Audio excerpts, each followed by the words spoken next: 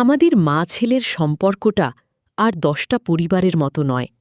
আমার ছেলে আরিয়ান মানুষটা এতটাই নরম মনের যে ও আমার প্রতিটি দীর্ঘশ্বাস এবং চোখের ভাষা বুঝতে পারে। আমার স্বামী মারা যাওয়ার পর আরিয়ানই ছিল আমার বেঁচে থাকার একমাত্র অবলম্বন। সেদিন সকালের কথাই ধরুন না, ভোরের আলো মাত্র ফুটতে শুরু করেছে। জানলা দিয়ে মৃদু হাওয়া এসে আমাদের শোবার ঘরের পর্দাগুলো দুলিয়ে দিচ্ছিল। আমি সবেমাত্র চোখ মেলেছি, দেখি আরিয়ান আমার খাটের পাশে একটা চেয়ারে বসে আমার দিকে এক দৃষ্টিতে চেয়ে আছে। ওর চোখে উপচে পড়া মায়া আর শ্রদ্ধা।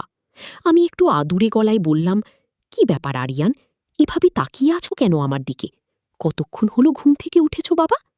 আরিয়ান মুচকি হেসে আমার কপালে হাত দিয়ে তাপমাত্রা দেখল, তারপর বলল, অনেকক্ষণ হলো উঠেছি মা, কিন্তু তুমি তো জানোই, তোমার ওই ক্লান্ত মুখটা শান্তিতে ঘুমাচ্ছে দেখলে আমার সারাদিনের ক্লান্তি দূর হয়ে যায়। আর তুমি নিজে আমাকে নিয়ম করে দিয়েছ না, তোমার যতক্ষণ না ঘুম ভাঙবে আমি এই ঘর থেকে এক চুলও নড়তে পারব না। তোমার সকালের চাটা আমার হাতেই হতে হবে। আমি একটু হেসে ওর মাথায় হাত বুলিয়ে দিয়ে বললাম, তাই বলি কি সারাদিন এভাবেই বসে থাকবি নাকি? তোমার অফিসে যাওয়ার তাড়া নেই? নিজের কোনো কাজ করতে ইচ্ছে করে না?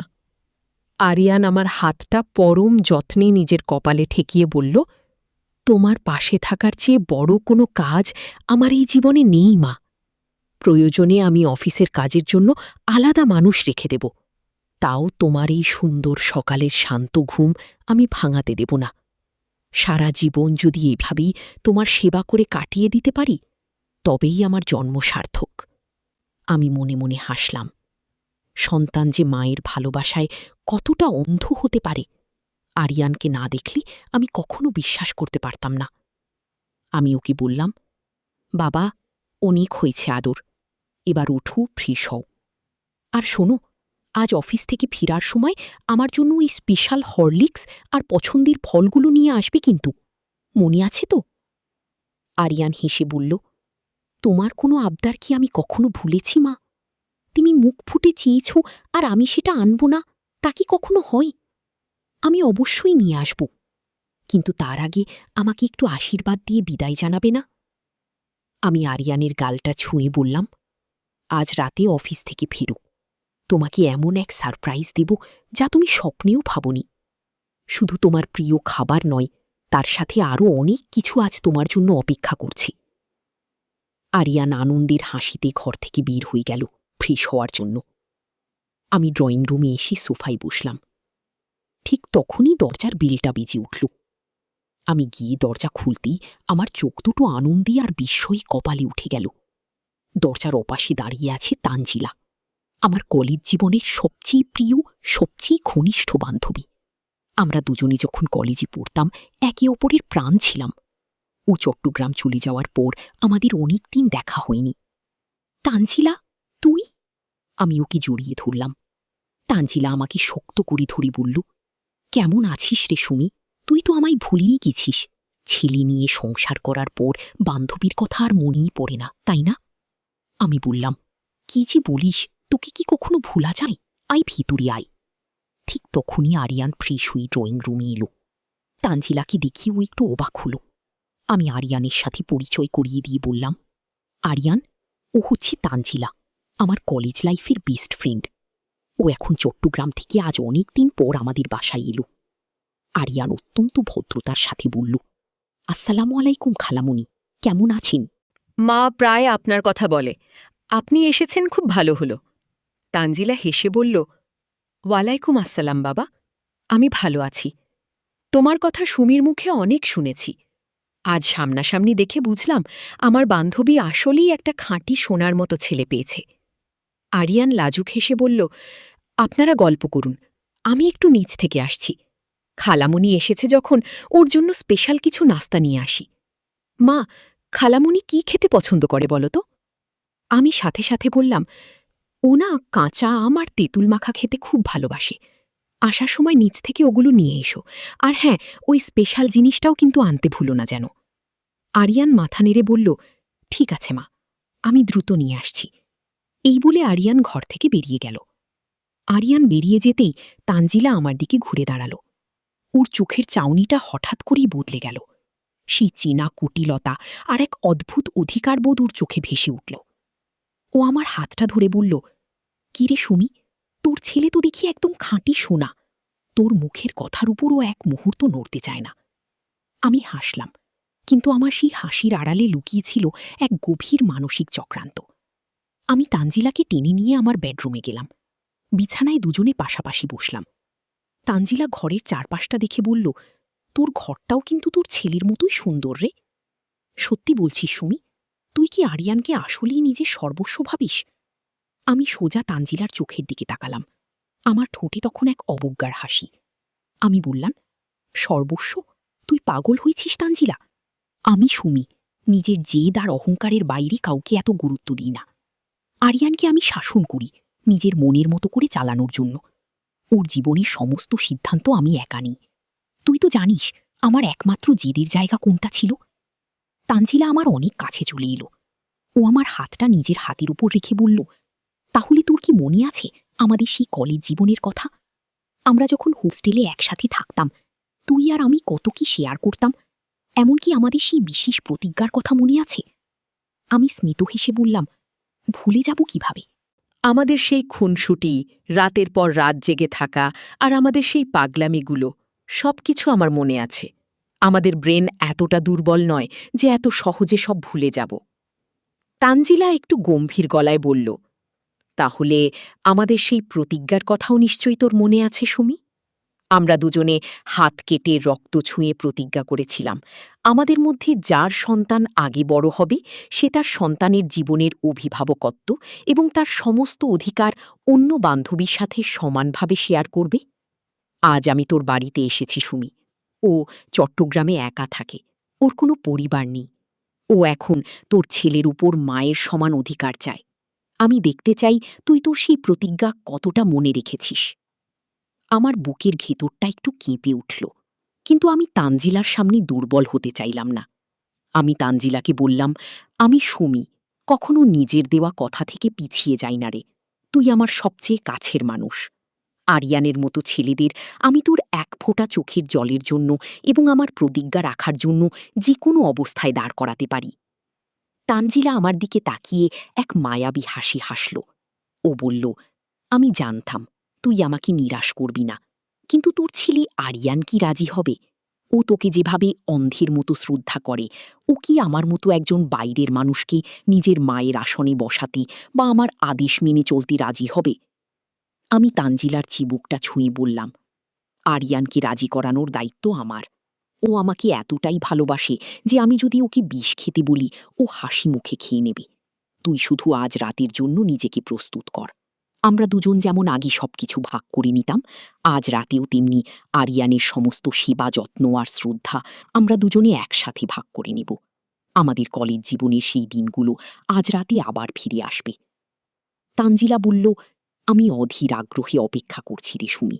কতদিন পর আমরা আবার সেই পুরনো খেলায় মেতে উঠব, যেখানে তোর সর্বস্বের উপর আমারও সমান অধিকার থাকবে। আমি তানজিলাকে বললাম, তুই একটু রেস্ট নে, ফ্রেশ হয়ে নে। আমি বাইরে গিয়ে নাস্তার ব্যবস্থা করি, আর আরিয়ান ফিরলে আমি ওর সাথে কথা বলবো। আমি বেডরুম থেকে বের হয়ে ড্রয়িং রুমে এলাম। আমার মনের ভিতর তখন এক ঝড় বইছে। আরিয়ানকে কিভাবে এই কথাটা বলবো?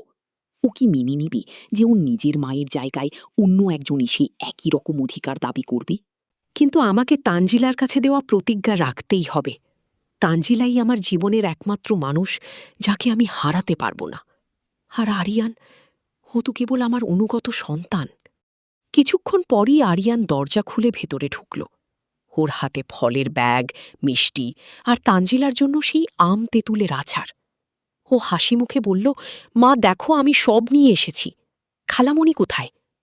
আমি আরিয়ানের হাত থেকে ব্যাগগুলো নিয়ে টেবিলে রাখলাম। তারপর আরিয়ানের হাতটা ধরে ওকে একটু ভেতরের একটা কোণায় নিয়ে গেলাম। আমার মুখটা গম্ভীর দেখে আরিয়ান একটু চিন্তিত হয়ে পড়ল। ও বলল, কি হয়েছে মা? তোমার মুখটা এমন শুকনো দেখাচ্ছে কেন? কোনো হয়েছে? আমি চোখের কোণে একটু জল এনে আরিয়ানের দিকে তাকালাম। অত্যন্ত দুর্বল এবং অসহায় গলায় বললাম, আরিয়ান, তোমার কাছে আমার একটা ভীষণ বড় আবদার আছে। কিন্তু আমি জানি না তুমি সেটা কিভাবে নেবে। আমার ভীষণ ভয় করছে। আরিয়ান সাথে সাথে আমার 2 হাত জড়িয়ে ধরে বলল, আরে মা, তুমি কাঁদছ কেন? তোমার চোখে জল দেখলে যে আমার কলিজাটা ফেটে যায়। কি হয়েছে আমাকে বল? আমার ধন সম্পদ, আমার জীবন সব তো তোমারই। তোমার এমন কি আবদার যা আমি পূরণ করতে পারব না? আমি একটা দীর্ঘশ্বাস ফেলে আরিয়ানের চোখের দিকে চেয়ে বললাম, আরিয়ান, তানজিলা আমার শুধু বান্ধবী নয়, ও আমার শৈশবের, আমার কলেজ জীবনের একমাত্র অবলম্বন।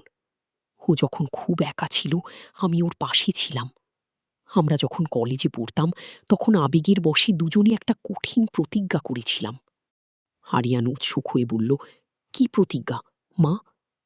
আমি ধোক গিলে বললাম, আমরা প্রতিজ্ঞা করেছিলাম আমাদের যার সন্তান আগে হবে সে তার সন্তানের মাতৃত্ব এবং ভালোবাসার অধিকার অন্য বান্ধবীর সাথে শেয়ার করবে।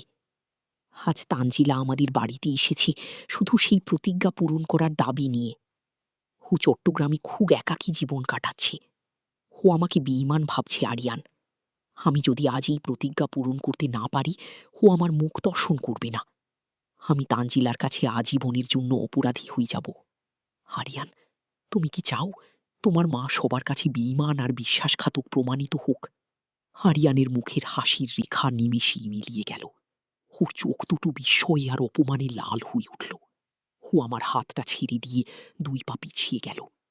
ও চিৎকার করে বলতে চাইল, কিন্তু গলার আওয়াজ চেপে রেখে ফিস ফিস করে বলল, তুমি কি পাগল হয়ে গেছো মা? নিজের মুখে তুমি এ কিসের দাবি করছ? আমি তোমার সন্তান, তোমার নিজের রক্ত। কোনো খেলনা নই যে তুমি আমাকে তোমার বান্ধবীর হাতে তুলে দেবে বা তাকে মায়ের অধিকার দেবে। এ কেমন নোংরা প্রতিজ্ঞা! আমি এটা কখনোই মেনে নিতে পারবো না। আমার মা কেবল একজনই। আমি সাথে সাথে আরিয়ানের পায়ে হাত দিতে গেলাম। ও পিছিয়ে গেল। আমি ফুঁপিয়ে ফুঁপিয়ে কাঁদতে শুরু করলাম। আমার কান্নার অভিনয়টা এতটাই নিখুঁত ছিল যে কোনো সন্তানের পক্ষে তা উপেক্ষা করা সম্ভব নয়। আমি কাঁদতে কাঁদতে বললাম, আরিয়ান, আমি জানি এটা একটা অন্যায় দাবি, কিন্তু আমি তানজিলার কাছে ঋণ। ও যদি আজ রাগ করে চলে যায় আমি নিজেকে ক্ষমা করতে পারবো না। আমি গলায় দড়ি দিয়ে মরব। আরিয়ান, তুমি কি চাও আমি মরে যাই? তুমি তো আমাকে ভালোবাসো, তাই না? তাহলে শুধু আজকের একটা রাতের জন্য আমার এই চরম আবদারটা রাখো। আমি তোমাকে কথা দিচ্ছি, এরপর আমি কখনো তোমার কাছে আর কিছু চাইব না। শুধু আজকের রাতটা তানজিলাকে মায়ের মতো করে মেনে নাও, তার সমস্ত সেবা যত্ন করো। প্লিজ আরিয়ান, আমার জীবনের জন্য হলেও এইটুকু করো। আরিয়ান মাথায় হাত দিয়ে সোফায় বসে পড়ল। ওর চোখে কোণ দিয়ে জল গড়িয়ে পড়ছিল। ও গভীর যন্ত্রণায় ছটফট করছিল। একদিকে ওর নৈতিকতা, ওর আত্মসম্মান, আর অন্যদিকে ওর জীবনের চেয়েও প্রিয় মায়ের প্রাণনাশের হুমকি আর কান্না। ও ধরা গলায় বলল, মা, তুমি আমাকে এমন একটা নরকের মুখে ঠেলে দিচ্ছ যেখান থেকে আমি কোনোদিন ফিরতে পারবো না। তুমি আমাকে কতটা ভালোবাসো আমি জানি না, কিন্তু আমি তোমাকে এতখানি ভালোবাসি যে তোমার চোখের জল সইবার চেয়ে আমার মরে যাওয়া ভালো। তুমি সত্যিই চাও আমি অন্য কাউকে মায়ের আসনে বসিয়ে তার সেবা করি? আমি আরিয়ানের কাছে গিয়ে ওর মাথা জড়িয়ে ধরলাম। ওর চোখের জল মুছে দিয়ে বললাম, আমি জানি আমার লক্ষ্মী ছেলেটা আমার কথা ফেলবে না। শুধু আজকের রাতটাই তো আরিয়ান, কাল থেকে আবার সব আগের মতো হয়ে যাবে। তুমি শুধু একটু তানজিলার সাথে সময় কাটাও, ওকে একটু আপন করে নাও। এতে আমাদের পরিবারের সম্মান বাঁচবে। আরিয়ান কোনো উত্তর দিল না। ও শুধু শুধু পাথরের মতো স্থির হয়ে বসে রইল। ওর নীরবতাই আমাকে বুঝিয়ে দিল যে আমার চক্রান্ত সফল হয়েছে। আরিয়ান আমার আবেগ আর কান্নার জালে এতটাই অন্ধ যে ও নিজের আত্মসম্মান বিসর্জন দিতেও রাজি হয়ে গেছে। আমি মনে মনে এক কুৎসিত আনন্দ অনুভব করলাম। আমি তানজিলার রুমে গেলাম। ও তখন আয়নার সামনে দাঁড়িয়ে নিজের শাড়িটা ঠিক করছিল। ও আমাকে দেখে জিজ্ঞেস করল, কিরে সুমি, তোর ছেলে রাজি হলো? আমি হাসি মুখে তানজিলার হাত ধরে বললাম, আমি আগেই বলেছিলাম না আরিয়ান আমার হাতের পুতুল? ও রাজি হয়ে গেছে। তুই তৈরি তো? তানজিলা এক রহস্যময় হাসি হেসে বলল, আমি সব সময় তৈরি। রে সুমি, চল, আজ রাতে তোর ছেলেকে নিয়ে এক নতুন খেলা শুরু করা যাক, যেখানে ও শুধু আমার হুকুম তামিল করবে। আমি ড্রয়িং রুমে এসে আরিয়ানের হাত ধরলাম। ও তখনও মাথা নিচু করে বসে কাঁপছিল। আমি ওকে টেনে তুললাম। বললাম, চলো আরিয়ান, লজ্জা পেও না, তানজিলা তোমার জন্যই অপেক্ষা করছে। আরিয়ান কোনো কথা না বলে যান্ত্রিক পুতুলের মতো আমার পেছন পেছন হাঁটতে লাগল। ওর ভেতরের মানুষটা যেন ইতিমধ্যেই মারা গেছে। কিন্তু আমার তাতে কিছুই যায় আসে না। আমার চাই তানজিলার কাছে আমার শ্রেষ্ঠত্ব প্রমাণ করা। আমরা তিনজন যখন বেডরুমে প্রবেশ করলাম, তখন ঘরের পরিবেশটা এক অদ্ভুত নীরবতায় ছেয়ে গেল। ঘরের ডিম লাইটের নীল আলো তানজিলাকে এক অদ্ভুত চেহারায় দেখাচ্ছিল। আরিয়ান দরজার কাছে গিয়ে জড়সড় হয়ে দাঁড়িয়ে রইল। ও যেন মাটির সাথে মিশে যেতে চাইছে। আমি আরিয়ানের হাত ধরে বিছানার দিকে নিয়ে এলাম। তানজিলা বিছানার একপাশে বসে আমাদের দিকে তাকিয়ে হাসছিল। আমি আরিয়ানকে বিছানায় বসিয়ে দিয়ে তানজিলার পাশে বসলাম। আমি আরিয়ানের হাতটা তানজিলার হাতের উপর রেখে বললাম, আজ থেকে আরিয়ানের উপর আমাদের দুজনেরই সমান অধিকার। তানজিলা, তোর ছেলেও আজ থেকে আরিয়ান। আরিয়ান তানজিলার ছোঁয়া পেয়ে শিউরে উঠল। ও ছটফট করে উঠে দাঁড়াতে চাইল, কিন্তু আমি ওর কাঁধে হাত দিয়ে পেঁচে চেপে ধরে রাখলাম। তানজিলা আরিয়ানের মুখের দিকে তাকিয়ে ফিসফিস করে বলল, আরিয়ান, এত ভয় পাচ্ছ কেন বাবা? আমি তো তোমার পর কেউ নই। সুমি যা ভালোবাসি আমিও তাই ভালোবাসি। আজ রাতে আমাদের এই নতুন সম্পর্ক শুরু হোক। ঘরের বাতাস তখন ভারী হয়ে উঠেছে। আরিয়ানের চোখ দিয়ে জল গড়িয়ে পড়ছে, আর তানজিলার চোখে তখন তীব্র জয়ের আগুন। আমি মাঝখানে বসি দুই হাত দিয়ে দুজনকে জড়িয়ে ধরলাম। এক অদ্ভুত অনৈতিক এবং রুদ্ধশ্বাস মানসিক খেলার সূচনা হতে যাচ্ছিল সেই রাতে। ঘরের ভিতর নীল আলোটা তখন যেন এক বিষাক্ত বাষ্পের মতো ছড়িয়ে পড়ছিল। বিছানায় বসে আছি আমরা তিনজন। একদিকে আমি, যার জেদ আর অহংকার আজ তাকে এক অন্ধকার গলির শেষ প্রান্তে এনে দাঁড় করিয়েছি। অন্যদিকে আমার বান্ধবী তানজিলা, যার চোখে এক অদ্ভুত হিংস্র জয়ের নেশা। আর মাঝখানে বসে আছি আরিয়ান, আমার সেই আদুরে আমাকে অন্ধের মতো ভালোবাসা ছিলি। কিন্তু এই মুহূর্তে আরিয়ানকে দেখি মনে হচ্ছিল না ও বেঁচে আছে। ওর শরীরটা কাঁপছিল, মাথাটা নিচু করে ও নিজের দুই হাঁটুর মাঝে মুখ গুঁজে রেখেছিল। ওর কান্নার কোনো শব্দ ছিল না, কিন্তু ওর গাল বেয়ে জল গড়িয়ে পড়ার দাগগুলো নীল আলোয় চকচক করছিল। আমি আরিয়ানের পিঠে হাত রাখলাম। আমার হাতটা ওর ছোঁয়া পেতেই ও চমকে উঠল, যেন কোনো বিষাক্ত সাপের স্পর্শ লেগেছে ওর শরীরে। আমি খুব নিচু গলায় বললাম, আরিয়ান, অমিন করছো কেন? তাকাবে না আমাদের দিকে। দেখো, তানজিলা তোমার সেবা আর ভক্তি পাওয়ার জন্য কতটা অধীর হয়ে বসে আছে। আরিয়ান কোনো কথা বলল না। ও শুধু একটা দীর্ঘশ্বাস ফেলল, যা আমার বুকের ভেতরটা এক মুহূর্তের জন্য কাঁপিয়ে দিল। কিন্তু আমি তো সুমি, আমি নিজের মনের দুর্বলতাকে বাইরে প্রকাশ পেতে দিতে পারি না। তানজিলার সামনে আমি নিজেকে বিজয়ী প্রমাণ করতে চাই। তানজিলা আরিয়ানের আরও কাছে সরে এলো। ওর হাতটা আরিয়ানের কাঁধের উপর রাখল। ও বলল, আরিয়ান বাবা, আপনার এই নীরবতা কিন্তু আমার একদম ভালো লাগছে না। সুমি তো আমাকে বলেছিল আপনি নাকি দারুণ আড্ডা দিতে পারেন, আপনার মনটা নাকি অনেক বড়। তাহলে আজ আমার সামনে এভাবে পাথরের মতো বসে আছেন কেন? আমার দিকে একবার তাকান। আরিয়ান এবার আস্তে আস্তে মাথা তুলল। ওর চোখ দুটো লাল হয়ে ফুলে উঠেছে। ও তানজিলার দিকে তাকালো, কিন্তু সেই দৃষ্টিতে কোনো শ্রদ্ধা বা আকর্ষণ ছিল না। সেখানে ছিল শুধু তীব্র ঘৃণা আর এক আকাশ সমান যন্ত্রণা। আরিয়ান ভাঙা গলায় বলল, তানজিলা খালামণি, আপনি সুমির বান্ধবী। মা আপনাকে ভালোবাসে, শ্রদ্ধা করে, আর আমি মাকে আমার জীবনের চেয়েও বেশি ভালোবাসি। ওর কোনো আবদার আমি আজ পর্যন্ত ফেলিনি। ও আজ আমার কাছে এই ভিক্ষা চেয়েছে যে আমি যেন আপনাকে ওর মতো করেই শ্রদ্ধা করি, যত্ন করি। কিন্তু দয়া করে আমার আত্মাটাকে এভাবে মেরে ফেলবেন না। আমি একজন মানুষ, কোনো রোবট নেই। তানজিলা খিলখিল করে হেসে উঠল। সেই হাসিটাই থমথমে ঘরে এক ভৌতিক আওয়াজের মতো শোনাল। ও বলল, আহা আরিয়ান, আপনি তো দেখি অনেক ভারী ভারী কথা বলতে পারেন। আত্মা, শ্রদ্ধা, এইসব তো রূপকথার বইয়ে ভালো লাগে। বাস্তব জীবনটা অনেক নিষ্ঠুর। সুমি যখন আমাকে কথা দিয়েছিল তখনও খুব ভালো করেই জানো ও কী করছে। আর আজও নিজের ইচ্ছায় আপনাকে আমার কাছে নিয়ে এসেছি। এখানে জোর করার তো কিছু নেই, তাই না সুমি? তানজিলা আমার দিকে তাকালো। আমি একটু আমতা আমতা করে বললাম, হ্যাঁ আরিয়ান, আমি তো তানজিলাকে কথা দিয়েছিলাম। আমাদের বন্ধুত্ব তো আজকের নয়।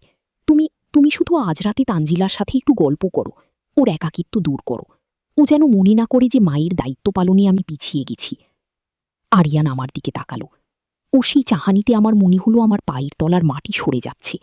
ও যেন আমাকে নতুন করে চিনছে। ও বলল, মা, তুমি সত্যিই একজন অদ্ভুত নারী। আমি ভেবেছিলাম তুমি আমাকে ভালোবাসো, কিন্তু আজ বুঝলাম তোমার কাছে আমার কোনো মূল্য নেই। আমি শুধু তোমার অহংকার আর জেদ বজায় রাখার একটা খেলনা মাত্র। ঠিক আছে, তুমি যখন এটাই চেয়েছ, আমি তোমার ইচ্ছাই পূরণ করব। আরিয়ান তানজিলার দিকে ফিরে বসল। ওর মুখটা এখন একদম অভিজ্ঞ। ও বলল, বলুন খালামণি, আপনি কি চান? আমি আপনার জন্য কি করতে পারি? মা আমাকে যেভাবে কাছে রাখে, যেভাবে আমার সেবা নেয়, আপনিও কি ঠিক সেটাই চান? তানজিলা এক পয়সা চিকতপ্তি নিয়ে বলল, হ্যাঁ আরিয়ান, আমি চাই আজ রাতে আপনি আমাকে সুমির চেয়েও বেশি গুরুত্ব দেবেন। সুমি সকালে যেভাবে আপনার হাত ধরে মাথায় হাত বুলিয়ে দিতে বলে, আজ আমি সেভাবে আপনার সেবা নিতে চাই। সুমি যেভাবে আপনার হাত ধরে গান শুনতে চায়, আজ আপনি আমাকে সেই গান শোনাবেন। আজ রাতে সুমির কোনো অস্তিত্ব এই ঘরে থাকবে না। আপনি শুধু আমার আদেশ পালন করবেন। আমার ভিতরটা হঠাৎ করে কেমন যেন মোচড় দিয়ে উঠল। তানজিলার এই কথাগুলো শুনে আমার নিজের অজান্তেই এক তীব্র ঈর্ষা আর অনুশোচনা দানা বাঁধতে শুরু করল। আরিয়ান আমার ছেলে, ওর মাথায় হাত বুলিয়ে দেওয়ার অধিকার শুধু আমার। ও শুধু আমার দিকেই ভক্তির দৃষ্টিতে তাকাবে, এটাই তো নিয়ম।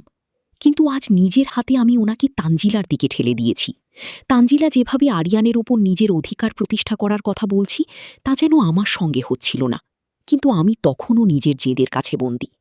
আমি কোনো কথা না বলেই বিছানা থেকে নেমে দাঁড়ালাম। আমি বললাম, তোমরা তোমরা দুজনেই গল্প করো। আরিয়ান, তানজিলার যেন কোনো কষ্ট না হয়। ও যা চায় তুমি ওর সব আবদার পূরণ করবে। আমি পাশের রুমে গিয়ে শুচ্ছি। আরিয়ান আমার দিকে একবারও তাকালো না। ও শুধু তানজিলার দিকে চেয়ে এক যান্ত্রিক হাসি হাসল, আর তানজিলা আমার দিকে তাকিয়ে এক বিজয়ী হাসি দিল। আমি ঘর থেকে বের হয়ে এলাম এবং দরজাটা বাইরে থেকে টেনে দিলাম। পাশের ফাঁকা বেডরুমে এসে আমি বিছানায় শুয়ে পড়লাম, কিন্তু আমার চোখে ঘুম আসছিল না। ঘরের সিলিং ফ্যানটা বনবন করে ঘুরছিল, আর আমার মাথায় হাজারটা চিন্তা এসে ভিড় করছিল। পাশের ঘর থেকে হাসির শব্দ ভেসে আসছিল। তানজিলার কণ্ঠস্বর আমার কানে বাজছিল। ও আরিয়ানের সাথে কথা বলছে। আরিয়ান হয়তো ওকে গান শোনাচ্ছে। যে গান আরিয়ান শুধু আমার জন্য গাইত, আজও সেটা তানজিলার জন্য গাইছে। আমার হাত দুটো আরিয়ার যন্ত্রণায় মুঠো হয়ে গেল। আমার ইচ্ছে করছিল এখনই পাশের ঘরে গিয়ে দরজাটা ভেঙে ফেলি। আরিয়ানকে জড়িয়ে ধরে বলি, আমাকে মাফ করে দাও আরিয়ান, আমি ভুল করেছি। তুমি শুধু আমার ছেলে, তুমি অন্য কারো আদেশ শুনতে পারো না। কিন্তু আমার ভিতরের অহংকার আমাকে আটকে রাখো। আমি ভাবলাম তানজিলা মাত্র কয়েকটা দিনের জন্য এসেছি। ও চলে গেলেই তো আরিয়ান আবার আমার হয়ে যাবে। কিন্তু আমি জানতাম না, মনের ভিতর যে কাঁচ একবার ভেঙে যায়, তার কখনো জোড়া লাগানো যায় না। সারাটা রাত আমি এক ফোঁটা ঘুমাতে পারলাম না। যন্ত্রণায় ছটফট করতে করতে কখন যে ভোরের আলো ফুটে উঠল আমি টের পাইনি। সকালে আমি যখন বিছানা থেকে উঠলাম, আমার মাথাটা প্রচণ্ড ভার হয়েছিল। আমি ড্রয়িং রুমে এসে সোফায় বসলাম। কিছুক্ষণ পরেই পাশের ঘরের দরজাটা খুলল। বের হয়ে এলো তানজিলা। ওর মুখে এক অদ্ভুত তৃপ্তির ছোঁয়া, যেন ও পৃথিবীর সবচেয়ে বড় যুদ্ধটা জয় করে এসেছে। ও আমাকে দেখে হাসি মুখে বলল, গুড মর্নিং সুমি। বিশ্বাস কর, কালকের রাতটা আমার জীবনের সেরা রাত ছিল। তোর ছেলে আরিয়ান, ও সত্যিই এক অসাধারণ সন্তান। ও যেভাবে আমাকে গান শোনালো, যেভাবে আমার যত্ন করল, আমি তো ওর ভক্ত হয়ে গেছি রে। আমার বুকের ভিতরটা জ্বলে পুড়ে খাক হয়ে গেল, কিন্তু আমি মুখে হাসির অভিনয় বজায় রেখে বললাম, তাই নাকি? ও, তোর মন রাখতে পেরেছে? শুনে ভালো লাগল। ঠিক তখনই আরিয়ান রুম থেকে বের হয়ে এলো, কিন্তু ওনাকে দেখে আমার বুকটা কেঁপে উঠল। আরিয়ানের চোখের নিচে কালচে দাগ পড়ে গেছে। ওর মুখটা একদম ফ্যাকাশে, যেন এক রাতেই ওর শরীর থেকে সব রক্ত শুষে নেওয়া হয়েছে। ও আমার দিকে তাকালো, কিন্তু ওর চোখে কোনো আলো ছিল না। ও এক জীবন্ত লাশের মতো হেঁটে গিয়ে ডাইনিং টেবিলের চেয়ারে বসো। তানজিলা আরিয়ানের পাশে গিয়ে দাঁড়িয়ে বলল, আরিয়ান, আজ সকালে কিন্তু তুমি আমার জন্য চা বানাবে, সুমিত বানাবে না। আজ আমি শুধু তোমার হাতের চা খাব। আরিয়ান কোনো প্রতিবাদ করল না। ও যান্ত্রিকভাবে উঠে দাঁড়াল এবং রান্নাঘরের দিকে চলে গেল। আমি তানজিলার দিকে তাকিয়ে বললাম, তানজিলা, এবার তো তোর প্রতিজ্ঞা পূরণ হয়েছে, তুই এবার একটু শান্ত হ। আরিয়ানের শরীরটা ভালো লাগছে না মনে হয়। তানজিলা আমার দিকে চোখ বড় বড় করে তাকালো। ও বলল, কি রে সুমি, তোর কি হিংসে হচ্ছে? তুই নিজেই তো কাল রাতে বললি আরিয়ানের ওপর আজ থেকে আমাদের দুজনেরই সমান অধিকার। তুই তো আরিয়ানকে শুধু নিজের জেদ বজায় রাখার জন্য ব্যবহার করিস, ওকে তো তুই মন থেকে সম্মান করিস না। তাহলে এখন তোর এত গায়ে লাগছে কেন? আমি তানজিলার এই কথার কোনো উত্তর দিতে পারলাম না, কারণ ও সত্য কথাই বলেছে। আমি আরিয়ানকে কোনোদিন মন থেকে বুঝিনি, শুধু নিজের মাতৃত্বের অহংকারে পড়ে শাসন করেছিলাম। কিন্তু আজ কেন আমার এত কষ্ট হচ্ছে? কেন মনে হচ্ছে আমি আমার জীবনের সবচেয়ে মূল্যবান জিনিসটা হারিয়ে ফেলেছি? বিকেলের দিকে আরিয়ানের শরীরটা আরও খারাপ হয়ে গেল। ও নিজের রুমে গিয়ে চুপচাপ শুয়ে রইল। আমি ওর কাছে যেতে চাইলে ও আমাকে ইশারায় বারণ করে দিল। ও আমার সাথে একটা কথাও বলল না। ওর এই নীরবতা আমাকে তিলে তিলে শেষ করে দিচ্ছিল। সন্ধ্যা নামার পর তানজিলা আবার ড্রয়িং রুমে এসে বসল।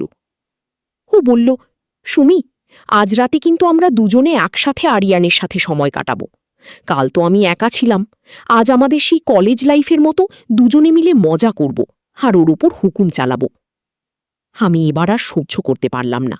আমি তানজিলার হাতটা চেপে ধরে বললাম, তানজিলা, অনেক হয়েছে, এবার থাম। আরিয়ানের অবস্থা দেখছিস না? ও কতটা অসুস্থ হয়ে পড়েছে। ও মানসিকভাবে ভেঙে পড়েছে। দয়া করে ওকে আর কষ্ট দিস না। তানজিলা আমার হাতটা ডালে খেসির ঝটকা দিয়ে সরিয়ে দিল। ওর মুখটা এবার হিংস্র হয়ে উঠল। ও বলল, সুমি, তুই আমাকে জ্ঞান দিচ্ছিস? তুই ভুলে গেছিস তুই কে? তুই নিজে স্বার্থপরের মতো আরিয়ানের সেবা ভোগ করবি, আর আমি একটু আনন্দ পাব না? তুই নিজে আমাদের রক্তের প্রতিজ্ঞা ভেঙে বেঈমান হতে চাস। আমি তোকে ছাড়ব না সুমি। আমি আরিয়ানের ওপর মায়ের চেয়েও বেশি অধিকার নিয়ে নেবি। আমি চিৎকার করে বললাম, না, আরিয়ান শুধু আমার সন্তান, ও অন্য কাউকে মা বলে ডাকতে পারি না। তানজিলা হাসল। ও বলল, তাহলে চলো, আজ আরিয়ানের মুখ থেকেই শোনা যাক ও কাকে বেশি মানে। আমরা দুজনে আরিয়ানের বেডরুমে গেলাম।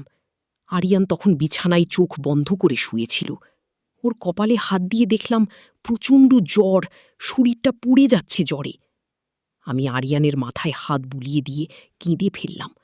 বললাম, আরিয়ান, আরিয়ান, চোখ খুলো, হলু, দেখো তোমার কত জ্বর। আমি ডাক্তার ডাকছি। আরিয়ান আস্তে আস্তে চোখ খুলল। ও আমার দিকে তাকালো। ও সেই চোখের দৃষ্টি দেখে আমার মনে হলো আমার বুকটা ফেটে যাবে। ও আস্তে করে আমার হাতটা সরিয়ে দিল। ও বলল, মা, আমার জন্য ডাক্তার ডাকতে হবে না। আমার শরীর খারাপ নয়, আমার মনটা মরে গেছে।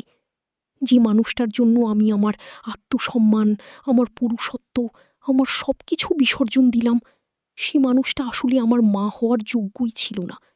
তুমি আমাকে কোনোদিন ভালোবাসোনি। ভালোবাসলে কখনো কোনো মা তার সন্তানকে অন্য নারীর লালসা আর জেদের হাতে এভাবে তুলে দিতে পারে না। আমি কাঁদতে কাঁদতে বললাম, আমাকে মাফ করে দাও আরিয়ান, আমি ভুল করেছি। আমি বুঝতে পারিনি তানজিলা এতটা হিংস্র হয়ে উঠবে। আমি জাস্ট আমার প্রতিজ্ঞা রাখতে চেয়েছিলাম। আমি তোমাকে হারাতে চাই না আরিয়ান। আরিয়ান এবার তানজিলার দিকে তাকালো। ও বলল, তানজিলা খালামণি, আপনি তো আমার সুমির বান্ধবী হয়ে ওর জীবনটা তত্তচ করে দিলেন, কিন্তু আপনার জিভটু পূরণ হয়েছে, তাই না? আজ রাতেও কি আপনি আমার সেবা চান? ঠিক আছে, আমি দেব, কিন্তু আমার একটা শর্ত আছে। তানজিলা উৎসুক হয়ে বলল, কি শর্ত আরিয়ান? আরিয়ান ড্রয়ার থেকে একটা কাগজের প্যাড আর কলম বের করল। ও সেখানে কিছু একটা লিখতে শুরু করল। ওর হাত কাঁপছিল, কিন্তু ও লেখা থামালো না। কিছুক্ষণ লেখার পর ও কাগজটা আমাদের দিকে বাড়িয়ে দিল। আমি কাগজটা হাতে নিয়ে দেখলাম ওটা আরিয়ানের উইল বা সম্পত্তির দলিল বদলের একটি খসড়া। সেখানে লেখা আছে আরিয়ান তার সমস্ত সম্পত্তি, বাড়ি, গাড়ি এবং ব্যবসার সব শেয়ার সুমি এবং তানজিলার নামে সমান ভাগে ভাগ করে দিচ্ছি। আর তার নিচে লেখা আছে এক ভয়ঙ্কর লাইন, আমি আমার জীবনের একমাত্র আশ্রয় এবং বিশ্বাসকে হারালাম। আজ থেকে আমি সুমির ছেলে হওয়ার পরিচয় থেকে মুক্ত। আমি তানজিলার কাছেও বন্দী নই। আমি এখন সম্পূর্ণ মুক্ত। আমি আতঙ্কিত গলায় বললাম, আরিয়ান, এ কি লিখেছ তুমি? আমি তোমার সম্পত্তি চাই না আরিয়ান, আমি শুধু তোমাকে চাই। আরিয়ান এক অদ্ভুত শান্ত হাসি হাসল। ও বলল, মা, তুমি তো সবসময় নিজের জেদের পিছনে ছুটেছ। আজ আমি তোমাকে সেই টাকাই দিয়ে দিলাম। আর তানজিলা খালামণি, আপনি তো আমার চেয়েছিলেন। আজ থেকে আমার সম্পত্তির অর্ধেক আপনার, কিন্তু আমার এই দেহ আর মন, এটার ওপর আজ থেকে আর কারো কোনো অধিকার নেই। কথাটা শেষ করেই আরিয়ান বেডসাইড টেবিল থেকে পানির গ্লাসটা হাতে নিল। আমি খেয়াল করলাম না ও কখন টেবিলের উপরে থাকা ঘুমের ওষুধের পুরো ফাইলটা খালি করে পানির সাথে মিশিয়ে নিয়েছিল। আমি কিছু বুঝে ওঠার আগেই আরিয়ান এক ভোগে সেই পানিটুকু গিলে ফেলল। আরিয়ান, না! আমি চিৎকার করে উঠলাম। আমি ওর হাত থেকে গ্লাসটা কেড়ে নিতে গেলাম, কিন্তু ততক্ষণে সব শেষ। আরিয়ান গ্লাসটা মাটিতে ফেলে দিল। কাঁচের গ্লাসটা ভেঙে গুঁড়ো গুঁড়ো হয়ে গেল, আমাদের মা ছেলের পবিত্র সম্পর্কের মতো। আরিয়ান বিছানায় শুয়ে পড়ল। ও এক দৃষ্টিতে সিলিংয়ের দিকে তাকিয়ে রইল। ওর মুখমণ্ডলে এখন এক পরম শান্তি। ও ফিস করে বলল, মা, আমি তোমাকে অনেক ভালোবাসতাম, কিন্তু তুমি সেই শ্রদ্ধার মর্যাদা দিতে পারলে না। তুমি একটা জেদের জন্য আমাকে নরকে পাঠিয়ে দিলে। ভালো থেকো তোমার বান্ধবীর সাথে, ভালো থেকো তোমার সম্পত্তির সাথে। আরিয়ানের চোখের পাতা দুটো আস্তে আস্তে বন্ধ হয়ে এলো। ওর হাতটা বিছানায় লুটিয়ে পড়ল। আমি আরিয়ানের বুকের উপর আছড়ে পড়ে চিৎকার করে কাঁদতে লাগলাম। আরিয়ান, চোখ খোলো, আমাকে ছেড়ে যেও না। আমি আর টাকা চাই না, আমি আর কোনো প্রতিজ্ঞা চাই না, আমি শুধু তোমাকে চাই। কিন্তু আরিয়ান আর সাড়া দিল না। ও চিরতরে চলে গেছে এমন এক দেশে যেখানে কোনো ক্রূর বান্ধবী নেই, কোনো নোংরা প্রতিজ্ঞা নেই, আর কোনো বিশ্বাসের অবমাননা নেই। তানজিলা তখন পাথরের মতো দাঁড়িয়েছিল। ওর চোখের সেই জয়ের নিশান মিশিয়ে এক মহা আতঙ্কের রূপী। ও কাঁপা গলায় বলল, সুমি, এটা আমি চাইনি দি। আমি জাস্ট তোকে একটু হিংসে করতে চেয়েছিলাম। আমি আরিয়ানকে মারতে চাইনি। আমি তানজিলার দিকে তাকালাম। আমার চোখের জল তখন শুকিয়ে গেছে। আমার মনের ভেতর তখন জন্ম নিয়েছে এক অনন্ত হাহাকার আর তীব্র ঘৃণা। আমি বললাম, তানজিলা, তোর আর আমার প্রতিজ্ঞা আজ পূর্ণ হয়েছে। দেখ, আরিয়ান আমাদের দুজনকে সমানভাবে ভাগ করে দিয়ে গেছে। তুই চেয়েছিলি আরিয়ানের উপর অধিকার দিতে। আজ দেখ, ও এক নিষ্প্রাণ দেহ হয়ে শুয়ে আছে। নেই, এবার ওনাকে জড়িয়ে ধর।